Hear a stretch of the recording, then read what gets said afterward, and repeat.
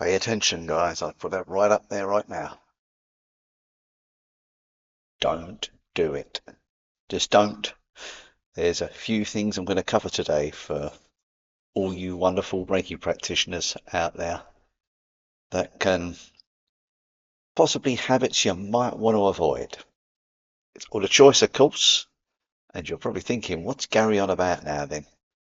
And this is really over the years where I've found through experience certain things that we can hold us back.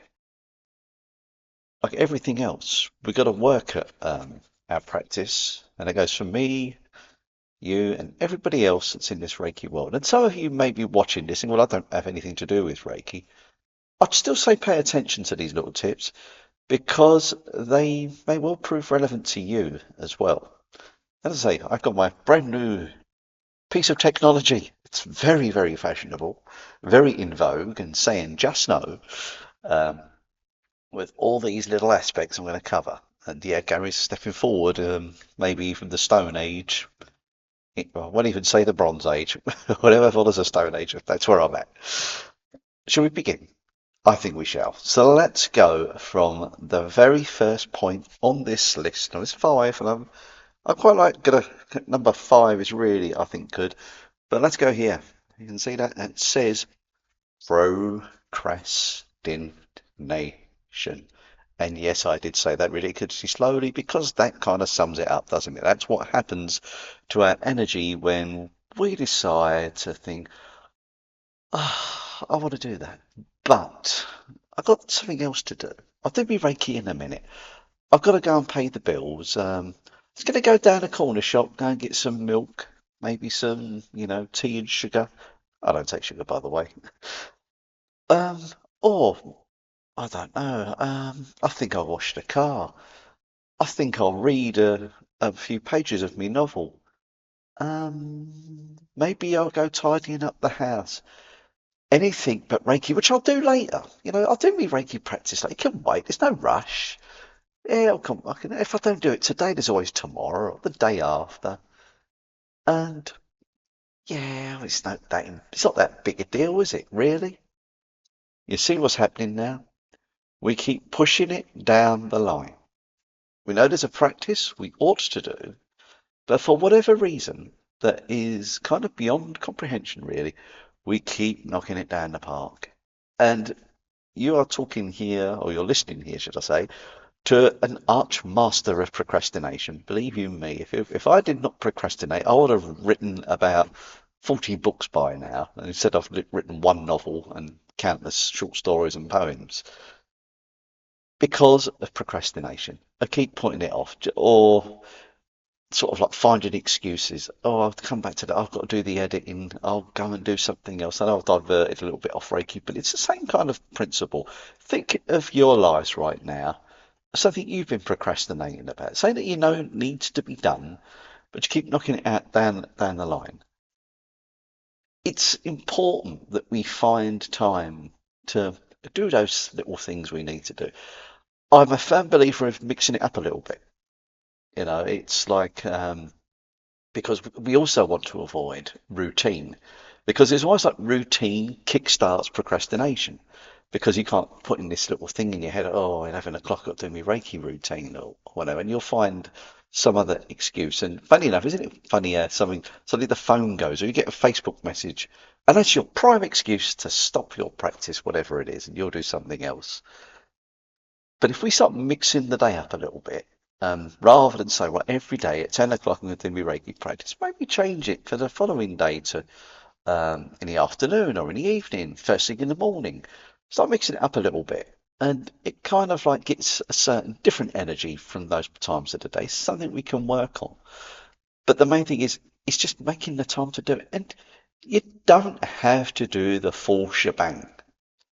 Sometimes you might want to do like, your Hatsure Ho or your self-healing meditation. If you're not sure what that is, just drop a little comment in the sort of like a little remark, shall I say, in the comment section. I'll tell you what that's all about and point you in the right direction for a few videos I've done what all these little things are around. Because I'll be honest with you, when I first started Reiki, I didn't know what Hatsure was. It's only later I discovered that.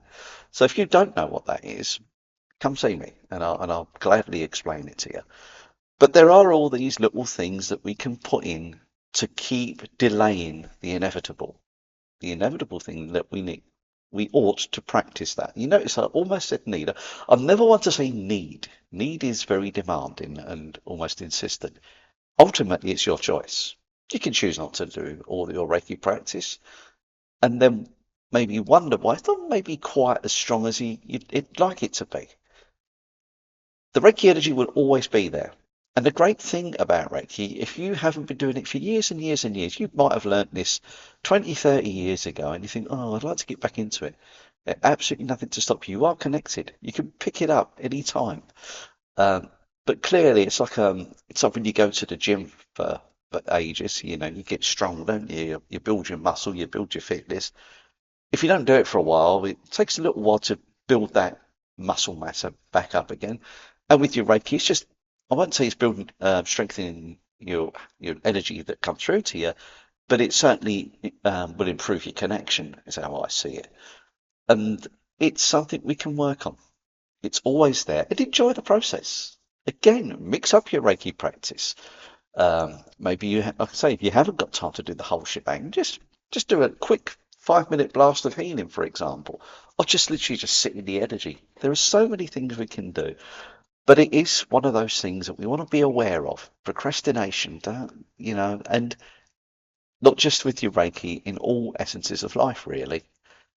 If something comes up, if you're in the energy to do it, go do it if you can, and kind of look forward to it if possible. I mean, most of us will really enjoy doing a Reiki once we're doing it, don't we? But it's like getting that first step going. So when you're there, let's crack on with the procrastination. The second one, which it's more, again, this is for everybody.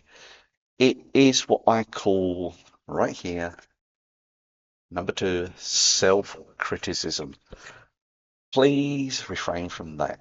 And this can happen all shades of light. I don't care if you're a Reiki master, been doing this for years, or you're just someone who's just started it. Self-criticism can gnaw away at you. Um, let's take an example. Let's imagine I do a reading for someone, because I do runes and tarot and oracle card readings. And maybe I'll be thinking, oh, that wasn't very good, was it? Because maybe that person's not resonating with me, for example, whatever. And you're thinking, oh, I wish I could have given a better reading there. You're almost like knocking yourself down rather than trying to establish what you did right. I'm sure in that reading I would have done for some, there would have been some things that would have connected. But I'm just using that as an example. And this could be in your everyday life. So you could have been in a job, for example, and your boss comes, oh, that's not very blooming good, is it? And you think, oh, I'm no good at this. You see how other energies, so the influences can put you down.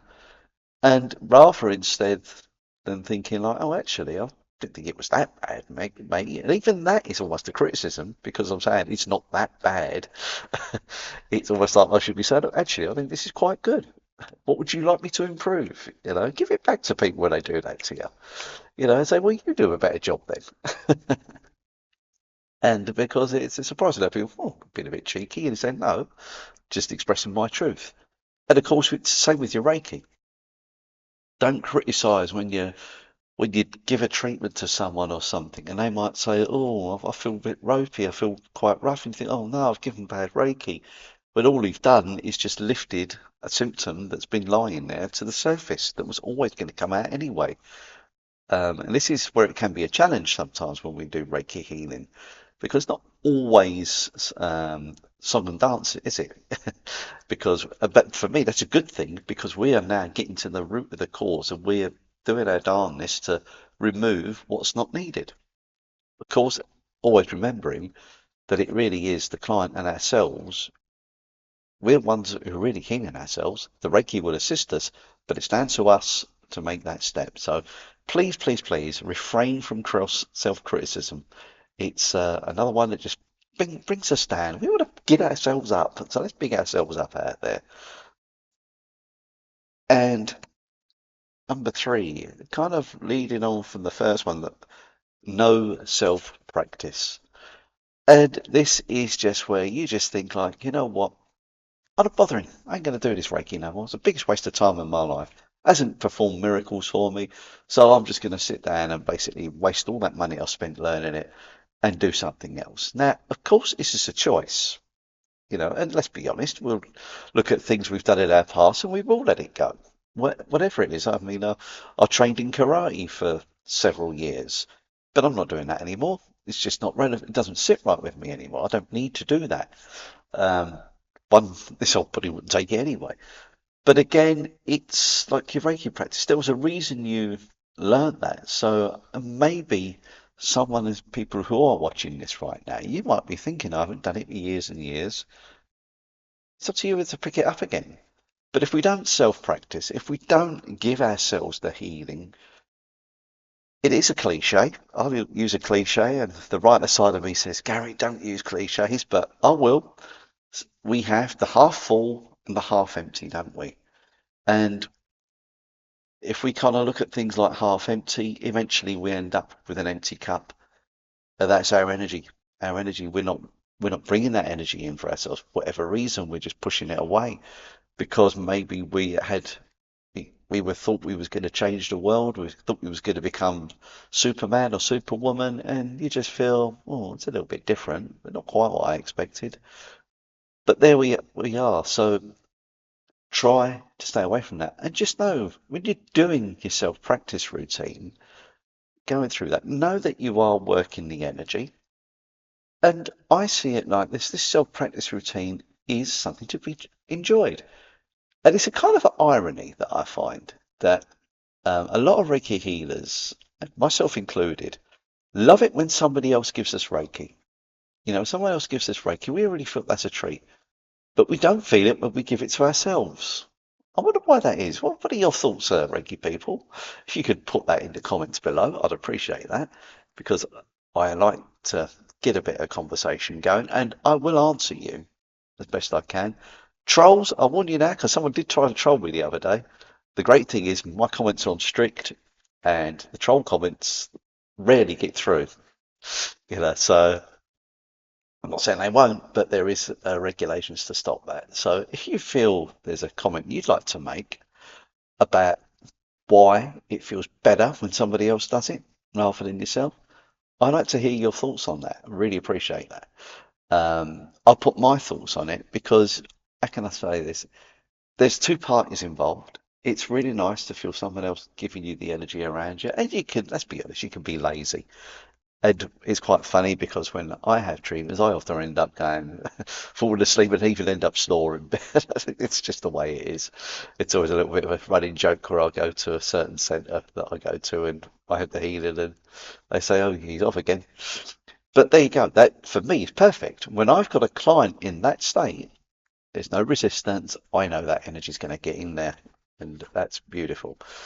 So please do put your comments below and remember, take the time to do some self-practice. Number four, I did touch on that just now before we come to my favourite one. Number four is expectations. Now, this really comes to the fore, especially when you attune people to Reiki. And I've had this where I'll be attuning someone to Reiki and they may have the most amazing visions.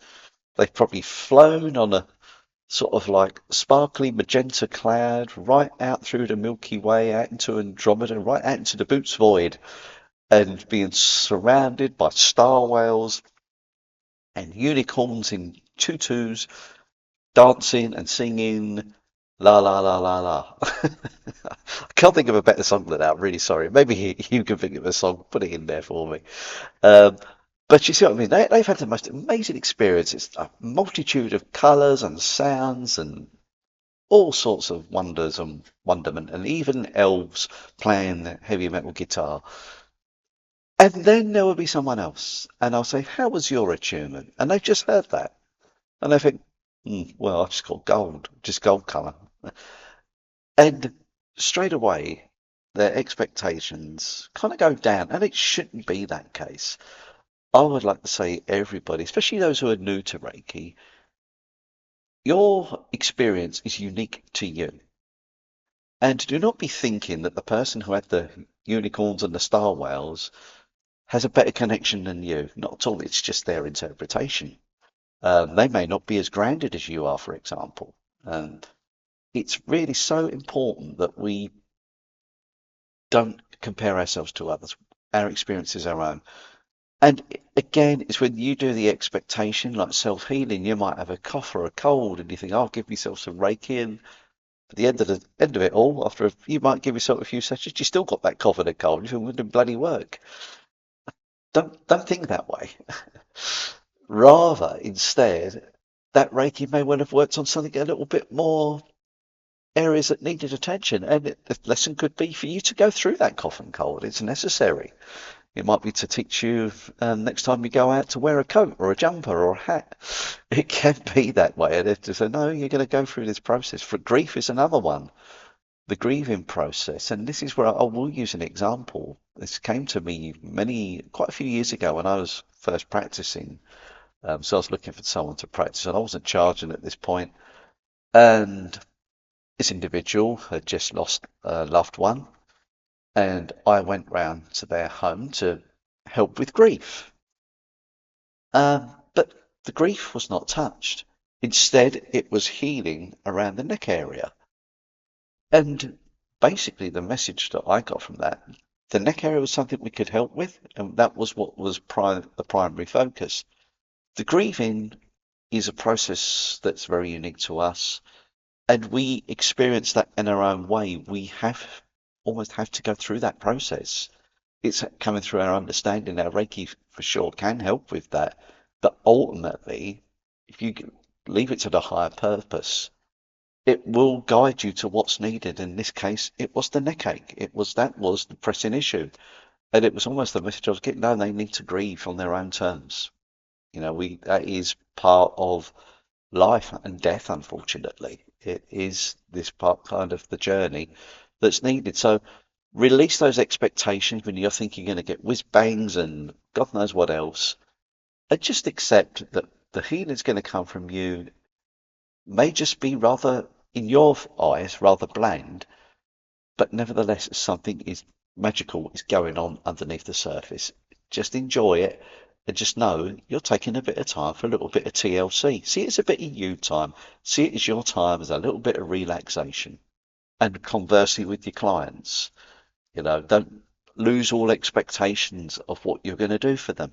Because as soon as you think like, I'm going to cure your sore elbow, you're going to maybe made to look a bit silly. So lose all of that and just say, we'll see what the energy can do for you today. That's what I like to put across. And finally, number 5, really important, listen to you. So listen to what your energy is telling you. It's like checking in on your energy system. And not enough of us do this. Um, So a prime example, if you're feeling a bit flat and you're feeling like and you've got clients coming round to you at sort of 7 o'clock, you think, well, I have this expectation, I need to kind of send them healing. It's like, how can I put this? You may find that not to your advantage or not to your client's advantage because whatever reason you're feeling a bit flat and you're not checking in with your energy. Your energy is almost probably telling you, stop. Now, this is where I'm going to get a bit controversial because how many of us, when we go to work when we're feeling like really down and depressed? And you think, well, I've got to go because I'll get in trouble with my boss or I'll let the side down or whatever. What happens in that instance? Now, I was very much used to be, I'll just rough it out, tough it out and go through it. But you're not helping your energy. You're not helping your energy system because basically if you're run down, if you're ill, you're ill. You're not well. And it's like, do you really, especially if you've got a bug or a virus, do you really want to spread that to everybody else?